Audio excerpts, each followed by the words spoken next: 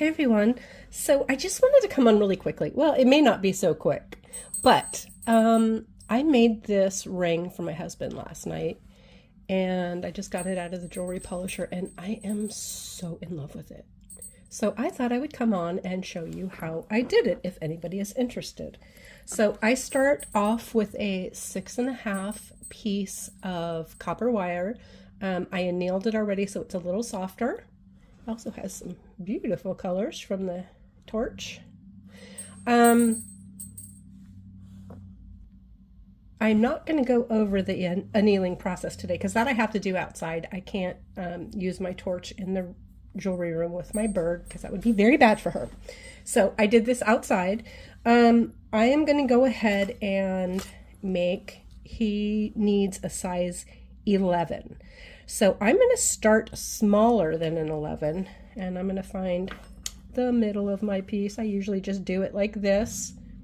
I balance it, and if it balances, it's close. So it doesn't have to be exact because I am going to be twisting it around and I can always make any changes that I need to.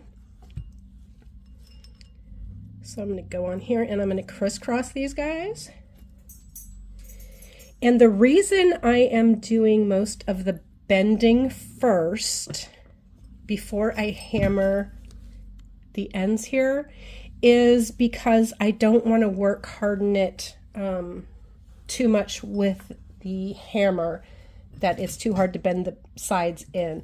So I'm going to go ahead and get my small anvil here and my chasing hammer, and I'm only going to concentrate on just, let me move the light so it's not right on there.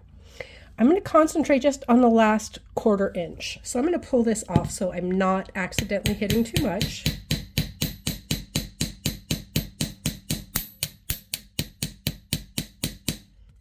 Now this mat makes this move. And I use this side as well, so I don't want to put little feet on there, which I could do, but I do need the curved side once in a while.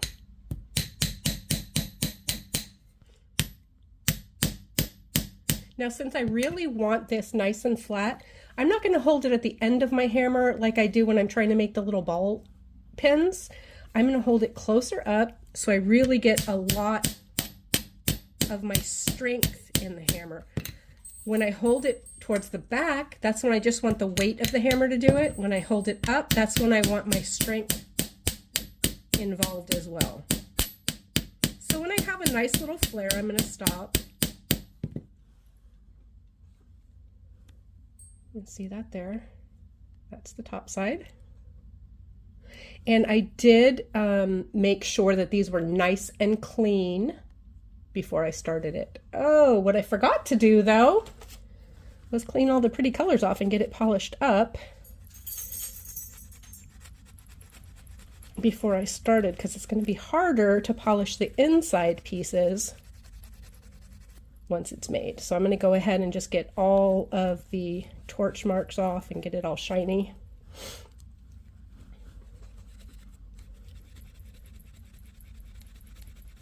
And I will warn you, I have been really sick for, well, I've had a cough for over a month. And I'm on so many medications already for my autoimmune issues that I hate going to the doctor. So now my husband's mad at me. Now I'm going to have to go.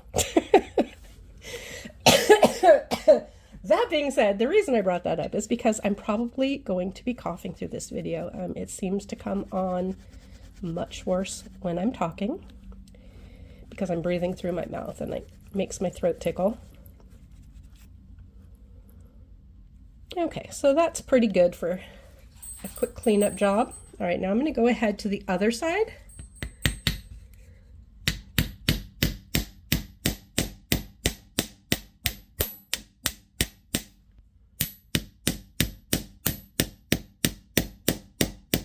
I like to do it from underneath so that if there are any hammer marks, they're on the inside of the ring and not on the outside, which is going to be more easily seen.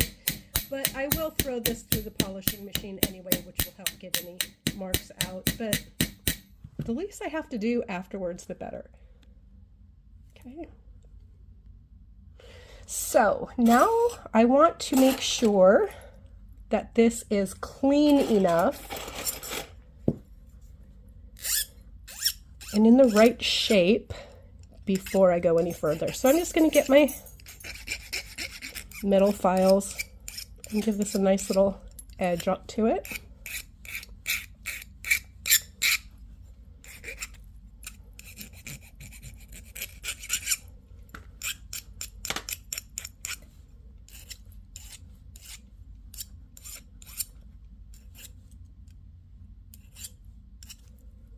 Also, make sure to do underneath because that's the part that's going to be touching your skin. So you don't want to worry only about the top.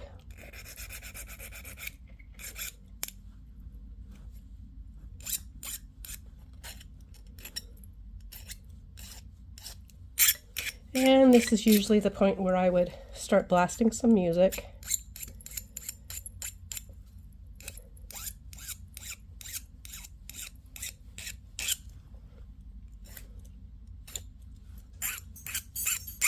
And this is the point where my bird would tell Alexa to turn the music off, because she's a funny bird.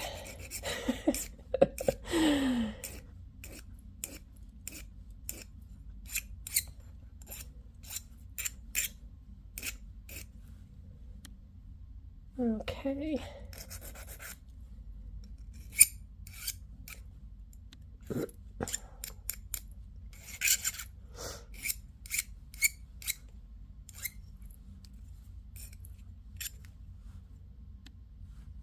I'm just going to look at it and see if I like that. It's harder to tell if they're exact until they're right next to each other. The little divot there that I wanted to get rid of. Okay, so now I'm going to put it back on my ring mandrel. Let's see what size we're at. Okay, so I'm going to pull this up and around. I'm going to turn this around and do the same on this side.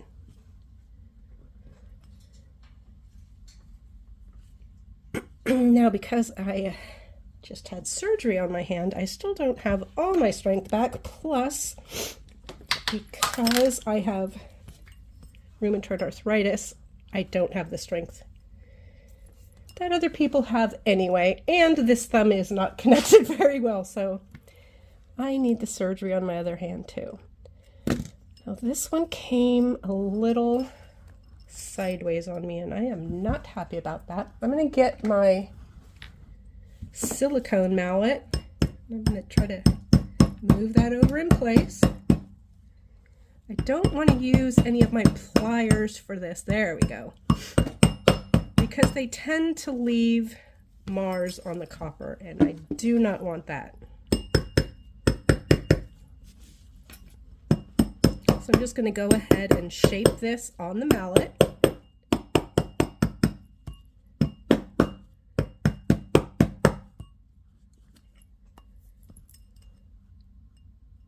Okay, so there we go.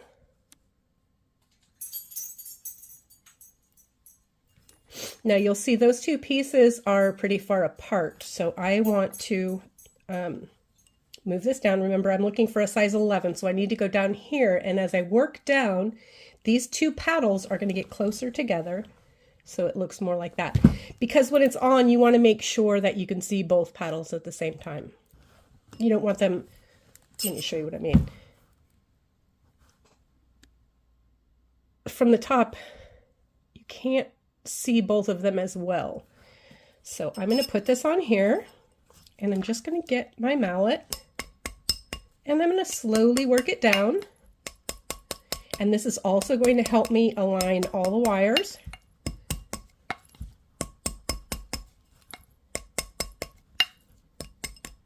Okay, now I'm at a size 11. And because the mandrel is not a tube, it's concave, it's skinnier at the top, you have to go down on both sides so that both sides of the ring are the same size.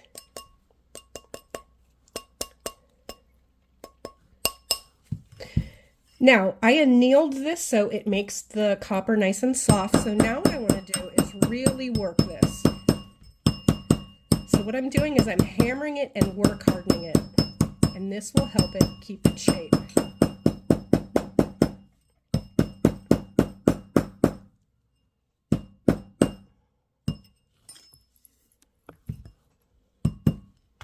Okay.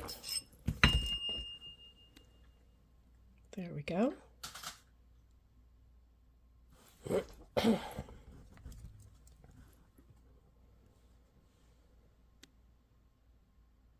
Okay, so let me clean up the metal flakes that are on my table here.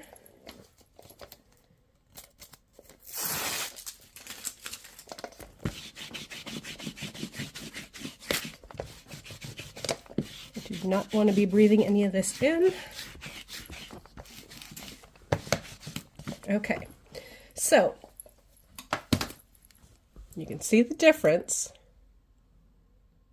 between the polished one and the unpolished one. So I'm going to get my sanding discs out, and I am going to start from the top to the bottom. So it's going through all the different grits. So I'm going from 80 to 2500. So let me get my drill out. This one I actually bought to drill holes in beads. Excuse me. But it works great for this, so saved me the money of having to buy a Dremel because I'm really pleased with this. Okay, so I'm going to take one of the washers off.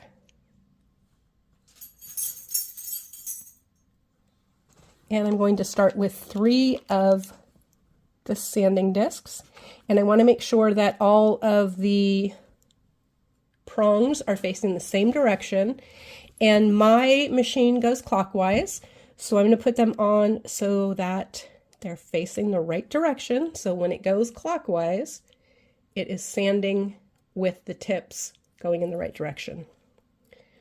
So I'm putting my washer back on and just gonna, I don't know what that sound was. I'm going to go ahead and turn this, tighten it up.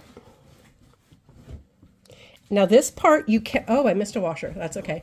This part you can't rush. So I'm going to, like I said, I'm starting with the 80.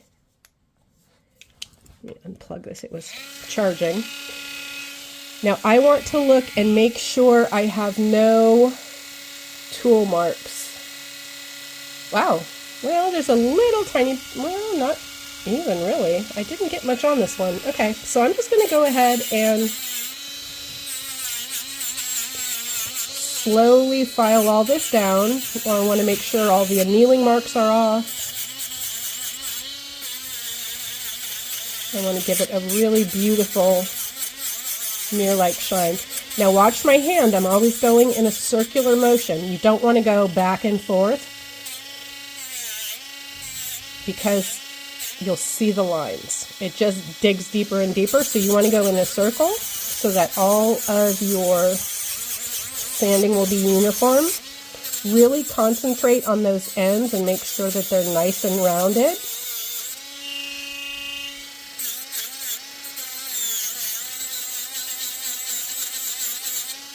Work it from the underside as well. Again, we don't want any pieces that are going to be sharp or bothersome on somebody's hand.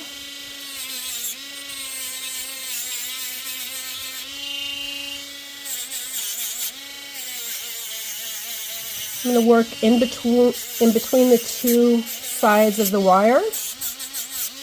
But when we get to the end, I'm only going to use one sanding disc and I'm going to go right in between. But this is just to get it started. Now this part takes a while. Don't rush it. It really makes a difference. And because I started off with a nice, neat piece to begin with, it will be done much faster. So when I did this one, it was my first time trying it, and I used the pliers to pull these paddles down, and I got a big mar in it. So the sanding process took a lot longer. But if you start off cleanly, it's going to be a lot easier. So let me take these out. And now we're going to move over to the navy blue. This is actually my least favorite part because it's tedious. But when I get to the light gray, so worth it. It's absolutely so worth it. I'm making sure they're all going in the right direction again.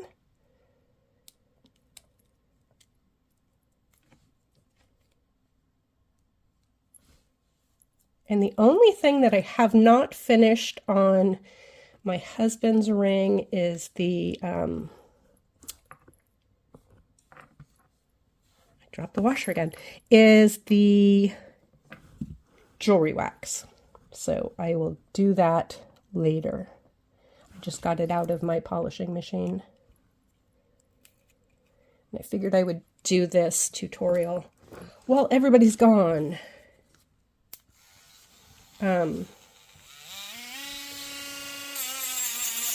Nobody's home right now, so it's easier to do this. All the animals are settled down. I have one of the Great Danes in here on the bed laying down. Gracie the bird is just hanging out. She's being quiet too. And that is not normal. So again, I'm working in round strokes. And I'm just really paying attention to getting all areas and making sure everything's smooth on the inside, nicely shaped up here.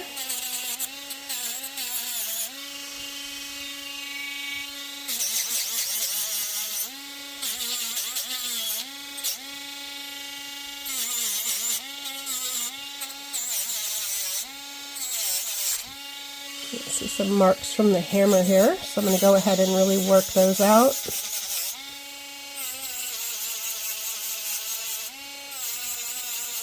Because remember, I hammered the inside of the ring.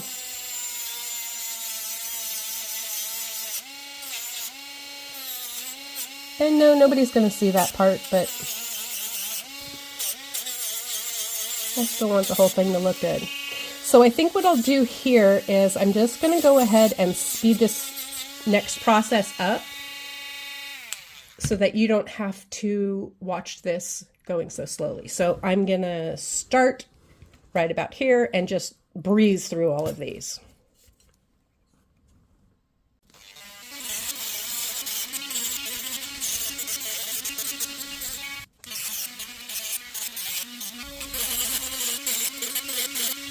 All right, y'all, when I get to the green, this is when I switch to just one, because this is when I'm going to do a little more finer detail.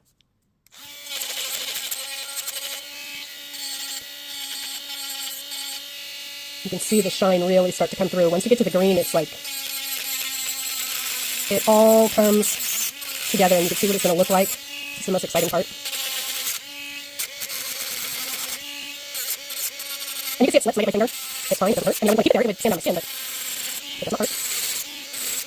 This is where you're going to get them clean. And it's super clean.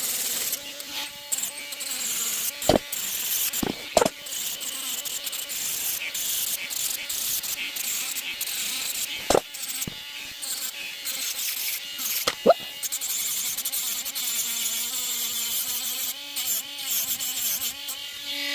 Okay, so I finished with all of my sanding bits, and these only go to 2,500. So what I'm going to do is I'm getting my 3,000 grit sponge sander. And I'm just going to go ahead and do the rest by hand. And then after that, it'll go in to be polished. Just want to make sure we're still at the right size. Everything's good. Okay, we're still there. Ooh, so pretty.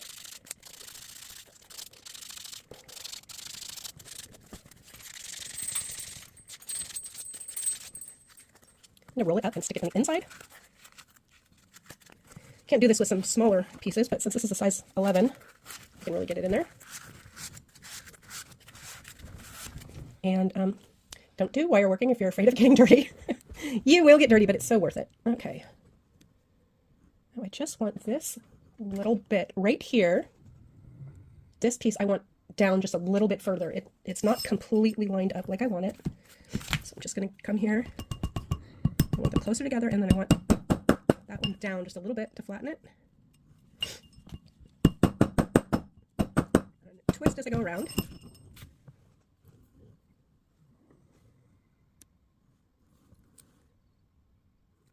That's looking really good. So they're all lined up. This one is touching, this one is not. So I think I'm going to try to get this one down farther without making it a larger size. May have to do it this way. This is not a good idea, but I'm going to do it anyway. I need to find, here we go. So I have plastic coat on here so they won't mar my wire. I'm just going to slowly work around and see if this will help to get it closer together. Really want this one closer.